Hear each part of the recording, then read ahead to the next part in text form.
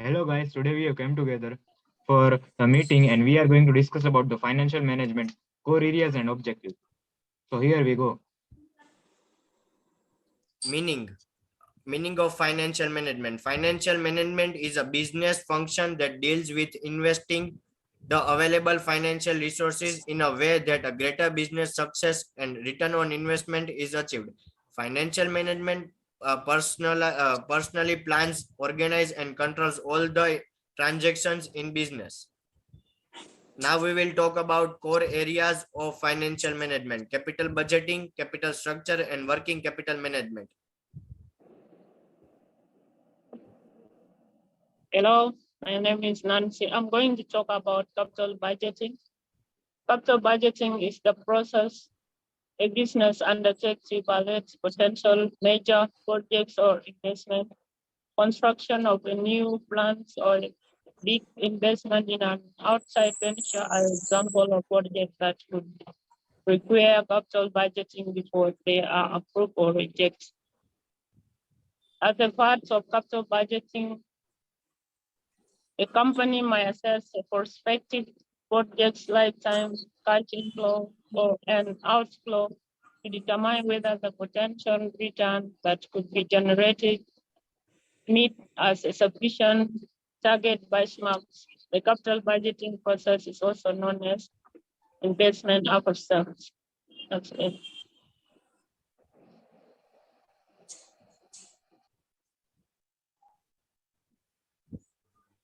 Okay, my name is Ramadan and I'm going to talk about capital structure. Capital structure refers to the specific mix of debt and equity which is used to finance a company's assets and operation. Now, in capital structure, the financial management team has to choose the ratio at which they can attain the capital in terms of equity and debt.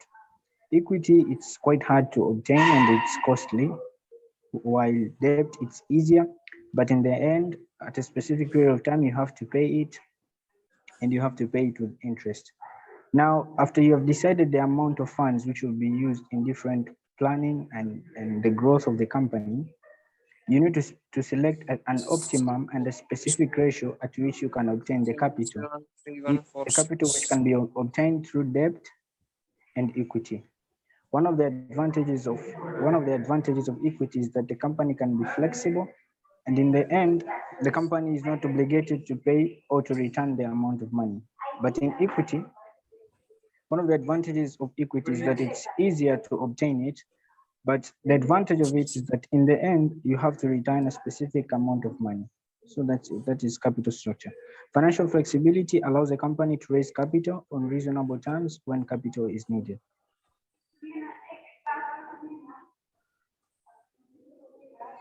Conversely, debt represents a cheaper, finite maturity capital source that legally obligates a company to make promised cash outflows on fixed schedule with a need to refinance at some future date at a known cost. So in debt financing, it means that you borrow a certain amount of money from different sources and you use it in your business, but after some time, you're obligated to return the amount of money. So here, the disadvantage of debt financing is that you have to return the amount of money in the end at an unknown cost to refinance the sources from which you took the money. Hello guys, my name is Harsh and I'm going to talk about working capital management. Working capital management is a business strategy that helps companies efficiently make use of current assets and maintain sufficient cash flow in to meet short-term goals and obligations. By improving the ways that they manage working capital, companies can free up a cash that would otherwise be trapped on the balance sheet. As a result, they would be able to reduce the need of external borrowings, expand the business, fund mergers and acquisition, or invest in R&D. Working capital is essential to the health of every business, and improve the working capital position can provide a boost to operational efficiency of a business. But managing it efficiently is something of a balancing act. Company needs to have enough cash available to cover both planned and unexpected costs, while also making best use of funds available to fuel growth. Hello guys, my name is John Jairaj and now I'm going to talk about the objectives. Profit maximization, wealth maximization, creation of reserve, optimum utilization of resources, cash flow maintenance. I am going to speak about profit maximization. Profit maximization is a process business firm undergoes to ensure the best output and price level are achieved in order to maximize its return. Inflectual factors such as sales price, production cost, and output levels are adjusted by the firm as a way of realizing its profit goals.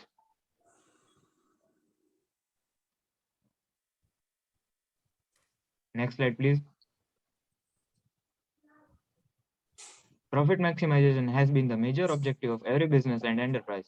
It makes it a pillar of conversation therapy of economy.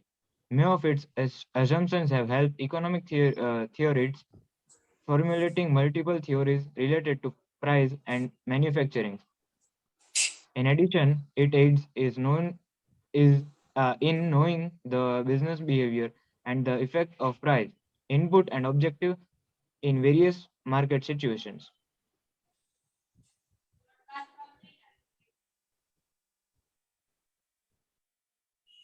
My name is Om Magadia.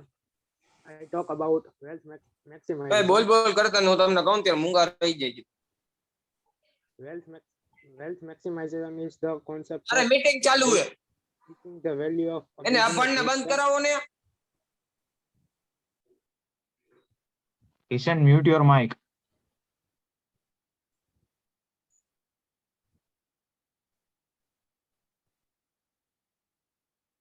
You may continue. Wealth maximization is the concept of reaching the value of a business with the objective of pushing up the value of a share held by an stockholders. Wealth maximization means maximizing the shareholders' wealth due to an increase in a share price, thereby increasing the company's market capitalization. The share price increase directly affect how competitive the company is, its position, growth strategy, and profits.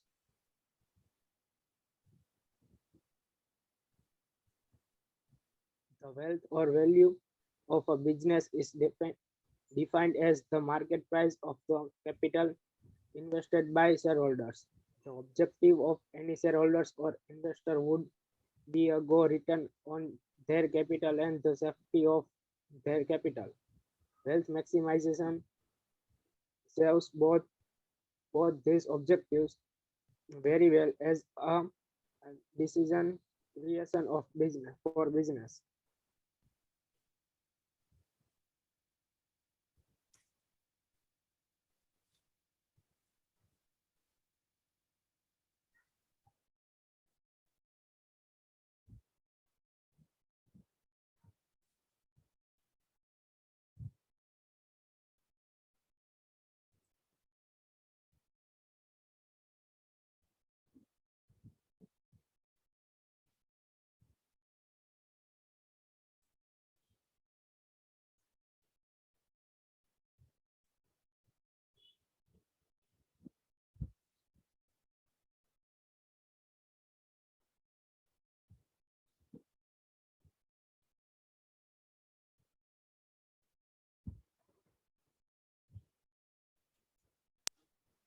Optimum utilization of funds.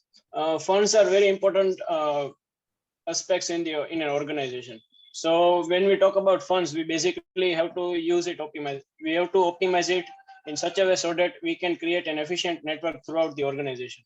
With proper financial system, the organization can make optimum utilization of financial resources. If we can supply proper funds and use it efficiently, we can make a significant growth in all the sectors of the organization. To achieve this, a financial manager has various tools that she can use.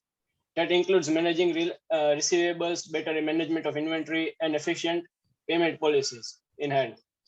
This will not only save the finance of the organization, but also help reduce the wastage of the resources. If the manager knows how to optimally utilize the resources, he can basically make a strategy or a technique which can be helpful throughout the organization without wasting most of the resources. Thank you.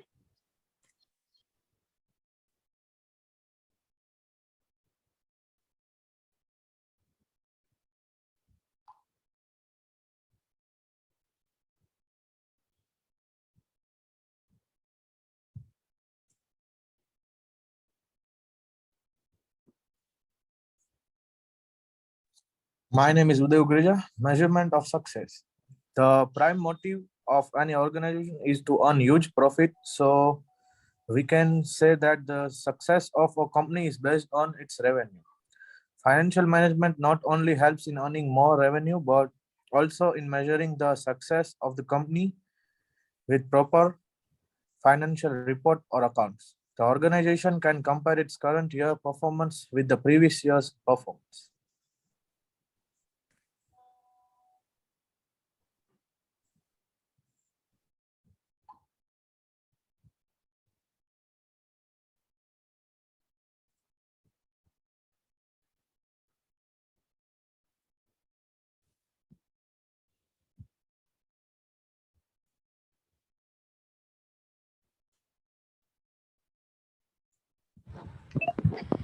Financial management is also beneficial in increasing the efficiency of all sections and departments of the organization. If the finance is effectively distributed to all the departments, then they will work efficiently. It will support the company to achieve its targets easily, which will be further helpful for growth, the entire company. The efficiency of the business operations depends on the suitable distribution of funds by the company. An efficient finance manager can estimate the inherent financial risk of the project.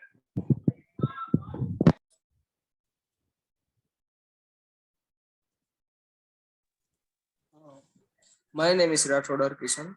When a company earns a given amount of profit at the end of the financial year, a certain portion of it is usually retained in the business to meet future contingencies and growth prospects and more.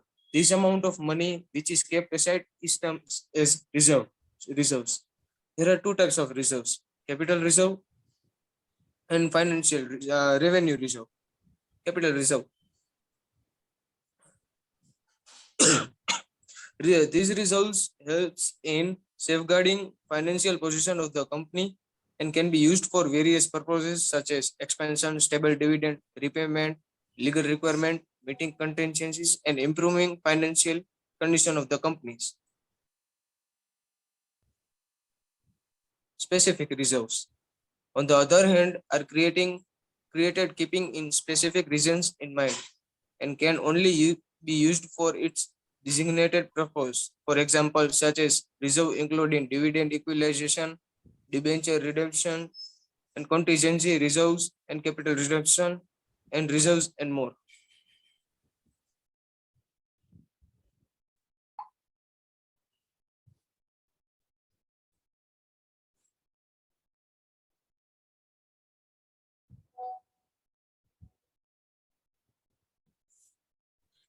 Myself, Siddharth Jadeja, and I'll be talking about measurement of success.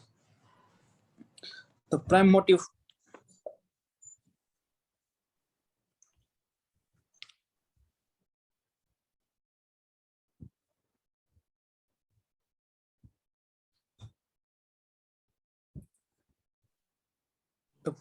of any organization is to earn huge profit, so we can say that the success of company is based on its revenue.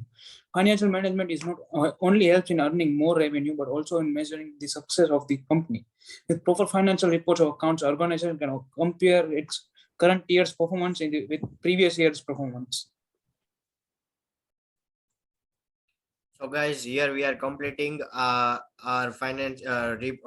project on financial report, financial management. Thank you for joining. Hi friends, here Mohammad Hamza. My topic is reduce cost of capital. So various sources of business capital, including selling product and services, including debt and debt leverage. Investment money is another source of capital. An investment can come straight from an investor or from the sale of stock.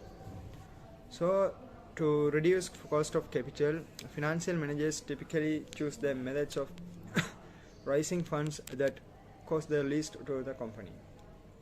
Methods that cost less are contingent on the individual circumstance of the company.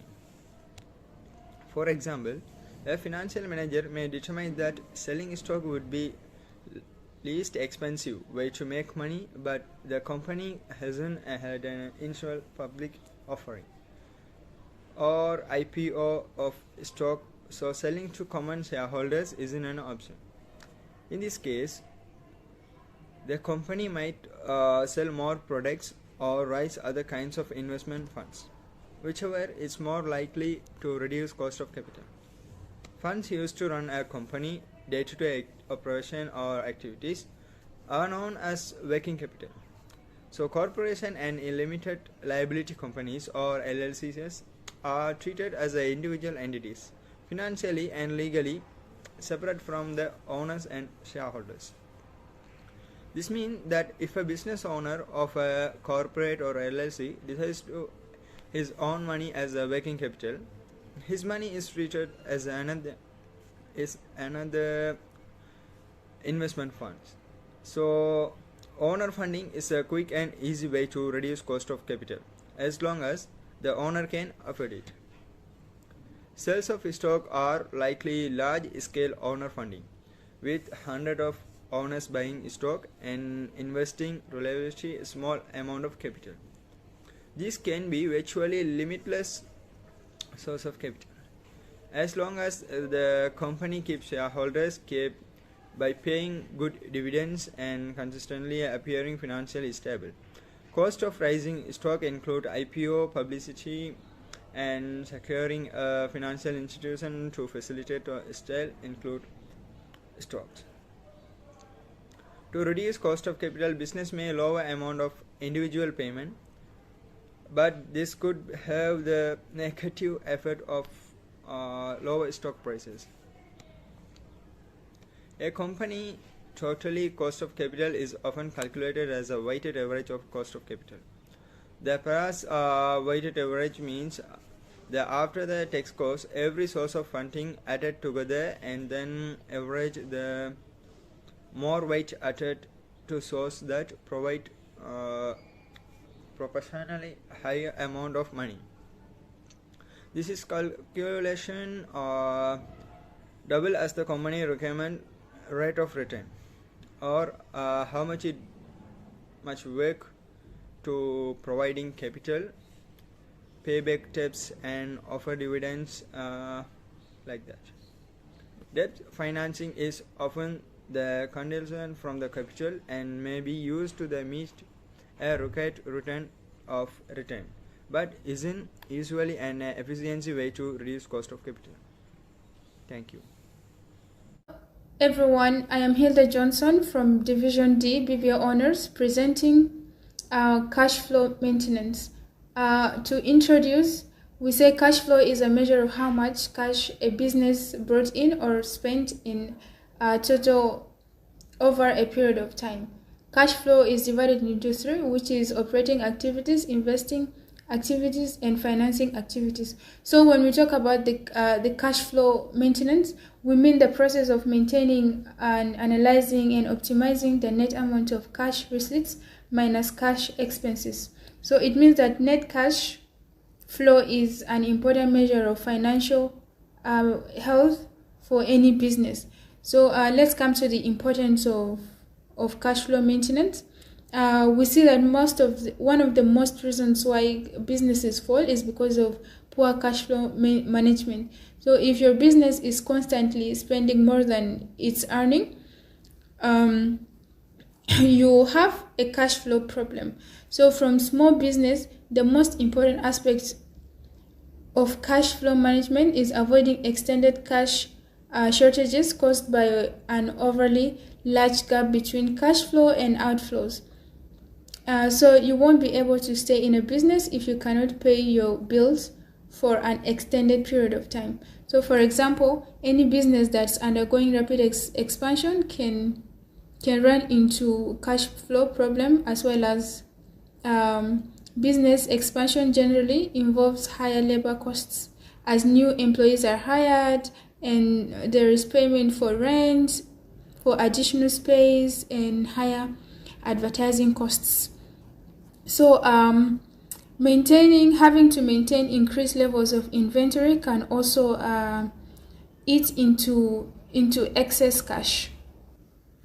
So finally, to solve this problem, we need to start by running regular cash flow analysis. So it means that you should review the credit history of your customers and stay on top of the business indicators such as recurring busy or slow periods to ensure your business can manage inflows and outflows properly.